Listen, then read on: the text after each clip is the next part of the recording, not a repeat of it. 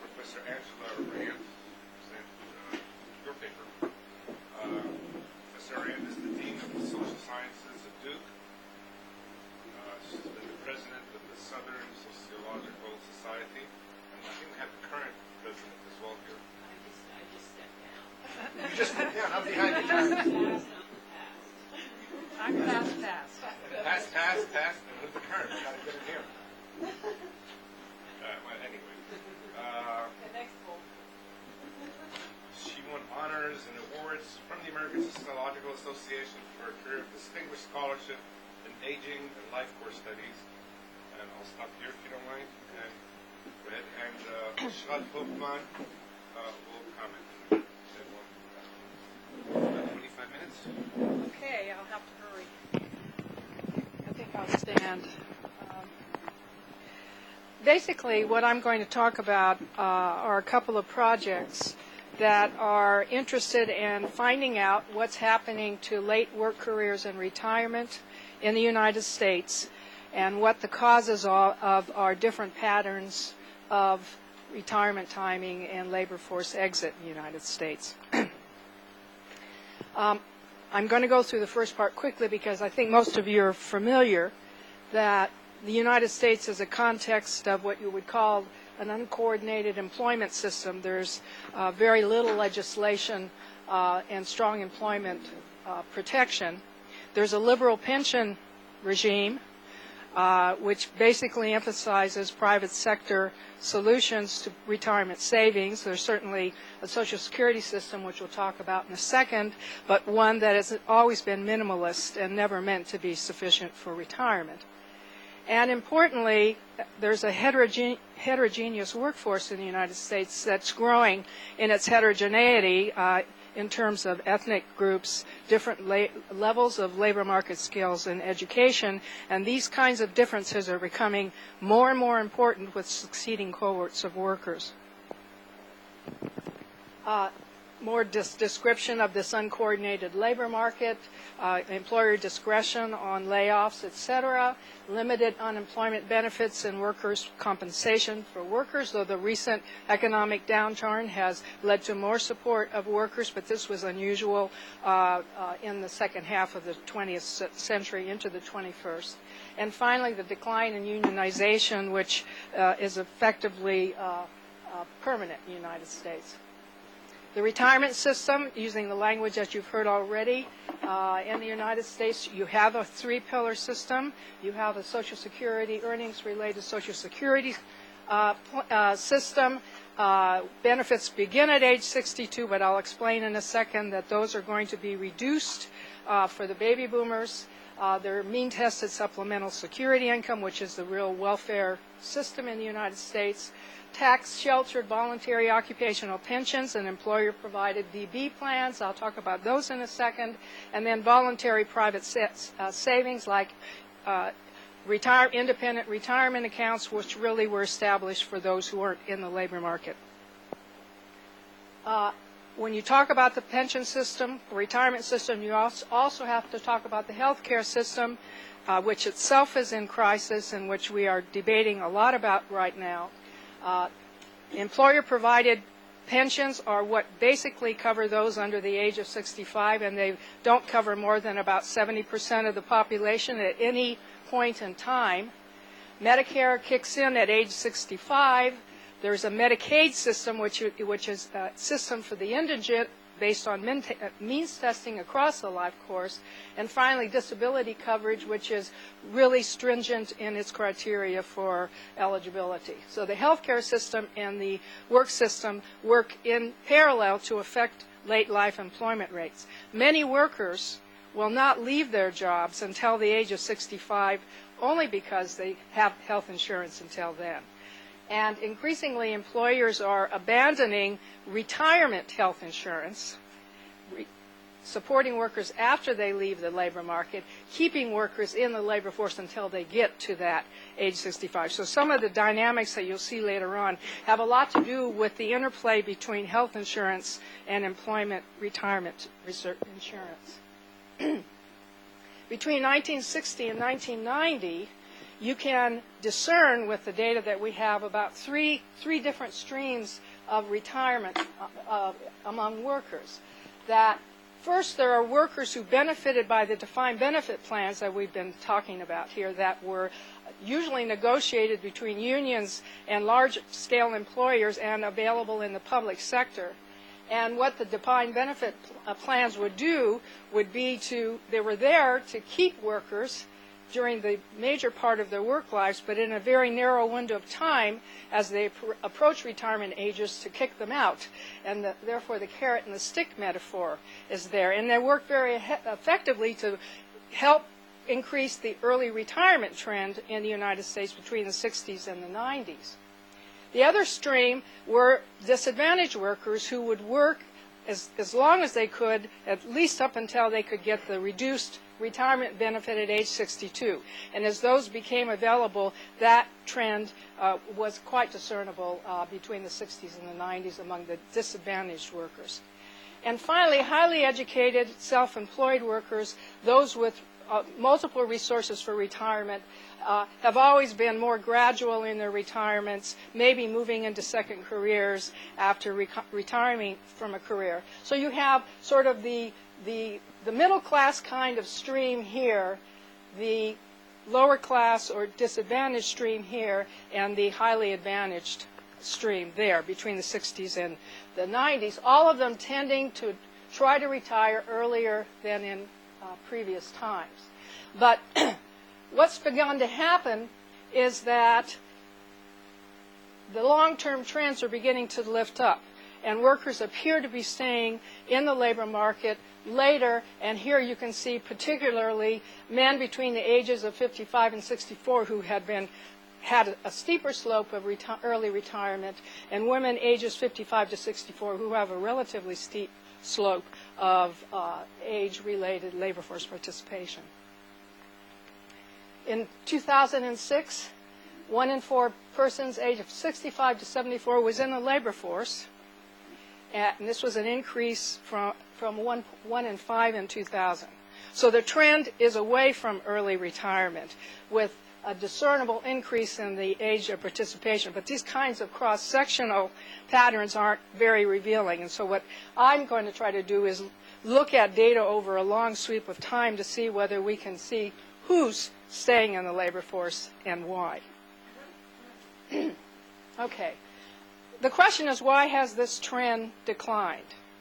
And the answer, there are 4 major answers which I'll try to summarize for you. Incentives for early retirement are disappearing, both in the private and the public sector, and I'll describe those shortly. Second, there's been a stabilization and even a reversal in the generosity of public retirement and health insurance. And this is going to be visible in how they're manipulating the reduced benefit and over the long run how we're dealing with the baby boomers, some of whom are in this room.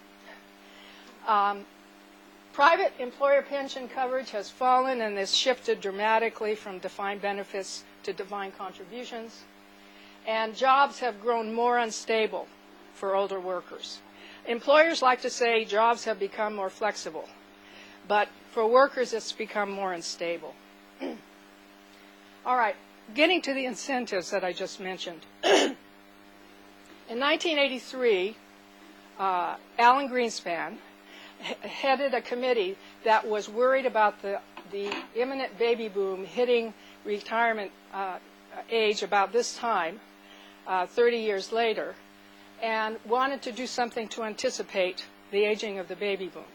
And what they did was essentially shift the retirement age from 65 slowly over that 19-year cohort towards age 67. So that boomers who are retiring right now are actually retiring at the age of 65 to full benefits. 66 to full benefits, though the press is always talking about age 65 as some kind of mystical and important figure when it comes to retiring. The youngest baby boomers born in 1964 will have to wait until 67 in order to get their full benefits. Those who, we've not done away with the early retirement benefit at age 62. But what will happen for the boomers over the period of time as they move out of the labor force is that by the end they'll get about up to 50% of the benefit that current workers have gotten by retiring at age 62. So the incentives in the public system are to work later. Another set of incentives that occurred more recently with pension legislation had to do with removing the earnings cap on getting your Social Security, so that now you can work full-time and draw your Social Security, but you're paying taxes on both those earnings and that Social Security. And in many ways, it's trying to get a flow of resources from the older to the middle, because there aren't too many younger people coming down the pipe to help do this. And second, worries about defined contribution plans and why young people were not taking them as they entered the workforce led to legislation that encouraged employers to automatically enroll new workers in defined contribution plans and make the workers opt out of them. And this is sort of the social psychology that economists have studied themselves, the behavioral economists, that people really don't change very much. They don't make decisions, so they get used to the salary and the earning and the withdrawals that come with their salaries, and so they'll continue to pay into that plan rather than start from the beginning. So that the opt-out option turns out to be a very important thing that's going to try to support the defined contribution system, which is strong in the United States. What does it mean to have this kind of a system in place?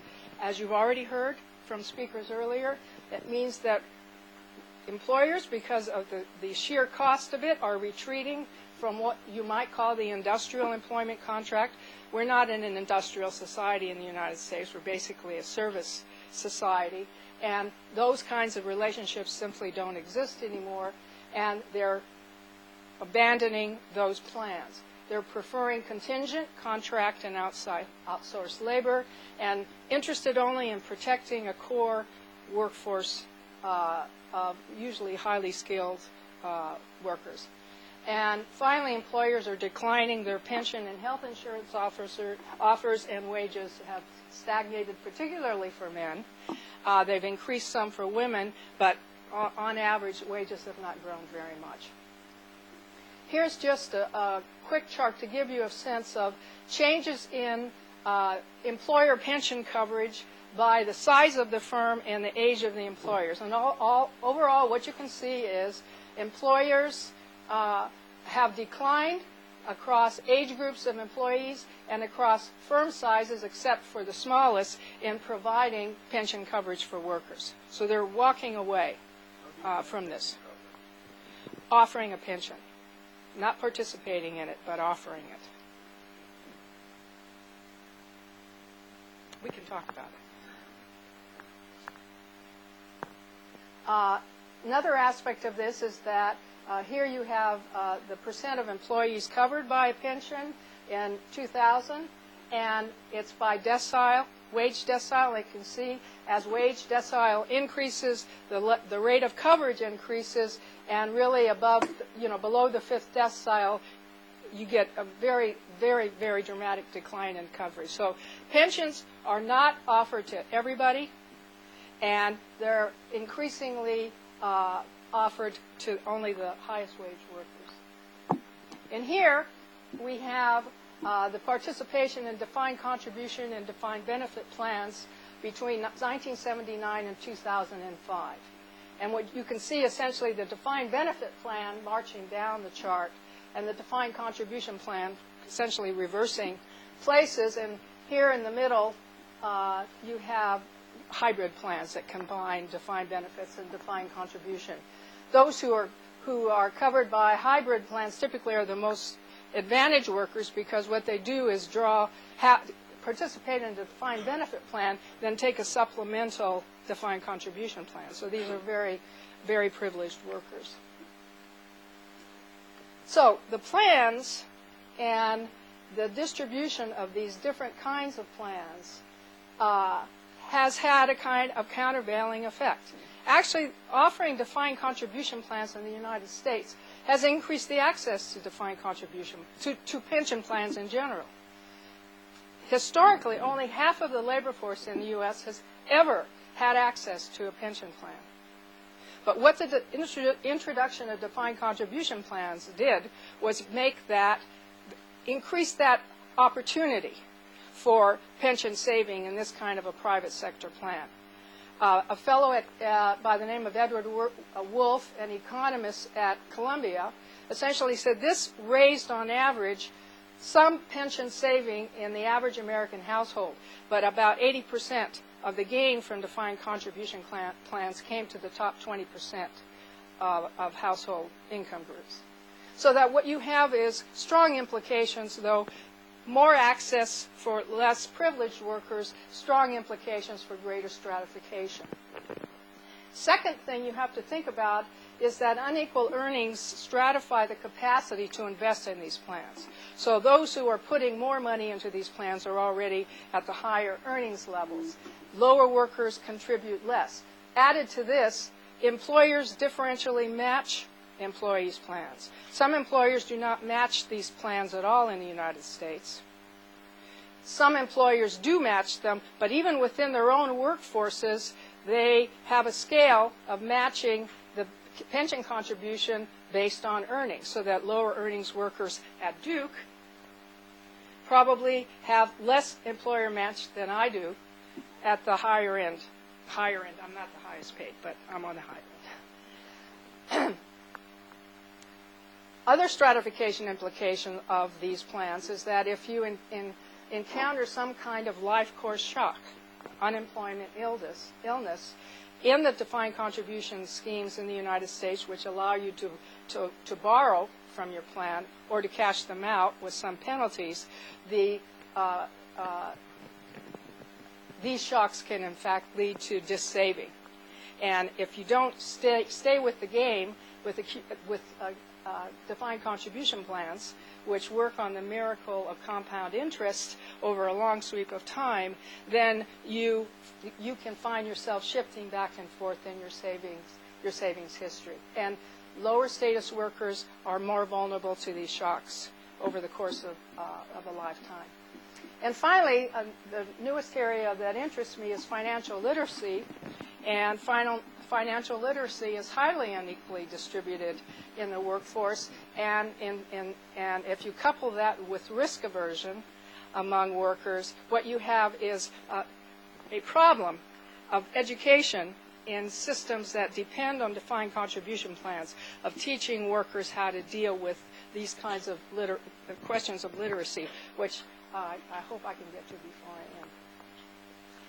Final inequality outcome, just to try to visualize it, is by the time you're looking at retirement age populations, if you look at the lowest 20% of household incomes in 2006, the majority of that $7,000 or $8,000 or $8,000 or $9,000 comes from Social Security, right there in the middle. So the enormous dependence on Social Security. And if you follow the over age 62 population to the oldest ages, you get movement towards exclusive dependence on Social Security.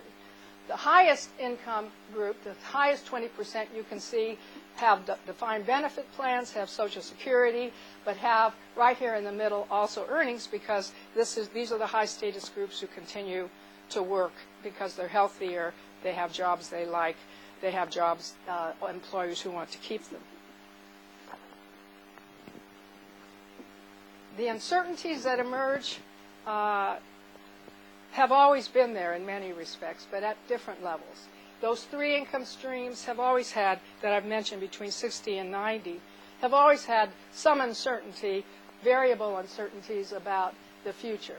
But the current realities since the mid-90s have introduced all kinds of macroeconomic uncertainties, higher cycles and more sweeping cycles that can't be anticipated for this kind of saving.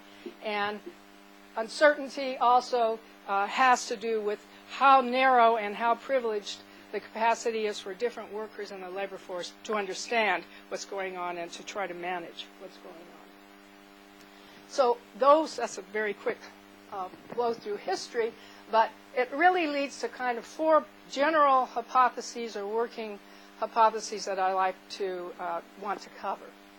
That first, unemployment rates and equity markets have had countervailing effects on the risks that workers encounter in employment, reemployment, retirement, disability, etc.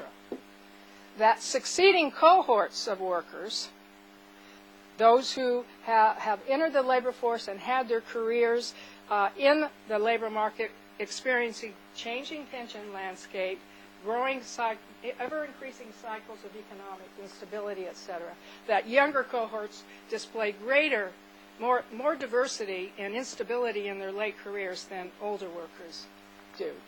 That human capital measured as education and quality of jobs is a major pivotal factor in the ability to control work careers and employment exit. And finally, in the U.S. context, as I started out, the pension system and the health insurance system are very powerful predictors of security and labor market exit. I'm going to give you some data from the Health and Retirement Study, which is a survey that was begun in 1992. Had a sample of 51 to 61-year-olds, and that sample we have matched to their Social Security records back to 1980 so that we can follow the workers from 1981 to 2006, which is a good share of their work lives, starting with workers at age 50, and the clock starts at age 50 as a worker, and then following them over time and watching them as they're exposed to various shocks. I've broken them into 3 cohorts, given them names, which in many ways it's bigger cohorts would be better, but right now for this sample, this is all that we could do.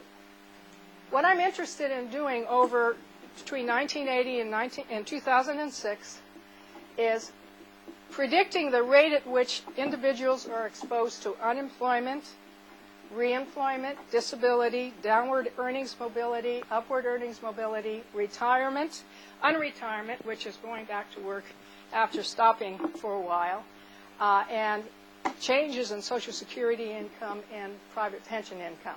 And the predictors of those things are listed there. They're the usual cast of characters in these kinds of analyses: demographic, education, occupational, labor force factors, and macroeconomic indicators.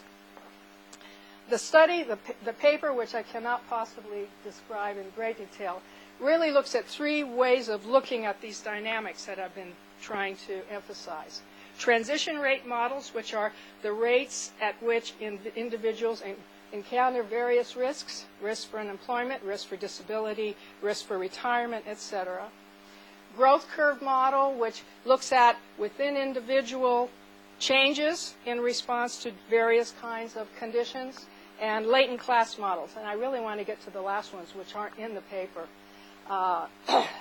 because they summarize everything very well. Here's an example of part of a table which had many variables in it. The controls are here, but I just want to emphasize the cohort process. Predicting the rate at which factors will increase the likelihood of being unemployed, after being unemployed, being reemployed, having downward earnings mobility, and upward earnings mobility. And what I really want to emphasize in the table is that the youngest cohort, those born in 37 to 41, are more likely to be unemployed and then reemployed. So this is the beginning of that story about increasing unemployment among older workers in the United States. Here's a more pictorial view of this. This is men's risks of unemployment by age. You see it along here. Cohort and education. These are basically the interactions in the table in the paper. And what you see here, this is the youngest cohort. They're the solid lines. And what you have is those without a degree in the United States, the blue line, are much more likely to risk unemployment with age. those with higher education, the yellow line, are less likely, and the spread between those with higher education and those without it is much wider than it is among the earliest cohorts. The relationship's the same among the earliest cohorts, but the spread is bigger among the most recent. This is another part of a table where I'm more interested in job quality than in cohort differences. And this is really looking at this pension coverage, health insurance coverage dynamic that affects labor force participation. And I'll just emphasize here we are looking at the same dependent variables: unemployment, reemployment, downward mobility, upward mobility. And basically what you see is having a defined benefit plan reduces the likelihood of unemployment, as you would expect. It reduces the likelihood of downward mobility, increases the likelihood of upward mobility. And expected patterns are observed here. But since we're interested in defined contribution plans here, both defined contribution and defined benefit plans in the United States really are aspects of what I will call job quality. They're not available to all workers, and these are workers who are participating, in this case, in these longitudinal data, that having a pension plan makes a big difference and improves your opportunities for upward mobility. And this has got the strongest effect here with the combination of plans. Health insurance, same kind of pattern. Being covered by health insurance by your employers reduces the likelihood that you're unemployed and that you'll have downward income mobility, the same related patterns. Here's just another looking at women and their risk for retirement, and this is again looking at the educational effect, and I want you to again appreciate the difference, how important the difference has become among younger cohorts, that having a degree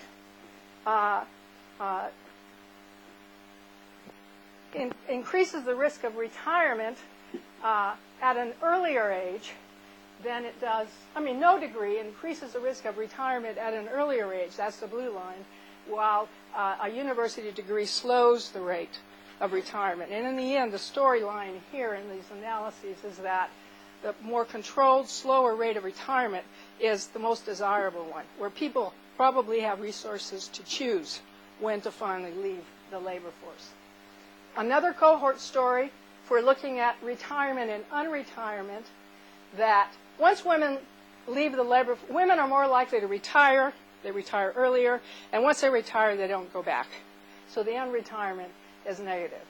The oldest birth cohort, born in 31 to 33, has the highest probability of retirement, has a higher probability of retirement compared to the youngest, and so does the second cohort. So younger cohorts are more likely to be unemployed, and they're less likely to retire. They're working later. I'm going to go on from there to look at a couple of other things, because I want to show you, excuse me? Do you have, okay. Yeah, I'll show you one more thing. We looked at the same data following these workers over time using their Social Security records, which tells you on a quarterly basis who's working, who's not working, who's disabled, who's collecting Social Security, etc. You get a very fine-grained view of the labor market history. And what we use what is called latent class cluster analysis, which takes the data on all the individuals, and it looks at their manifest characteristics, what you see them doing, and then statistically adjusts for their unobserved characteristics, what they might share, and it classifies these workers into 4 groups. And the 4 groups are gradual retirees. They work until 62, then they gradually decline in their rate of full-time and part-time work. This is, I would say to you, the advantaged trajectory. Early retirees who work full-time until 62, then they leave and don't come back. Intermittent workers, the most disadvantaged, and that's the one I want to emphasize before I finish. They enter and exit the labor market for a long period of time over the last 25 years of their work careers.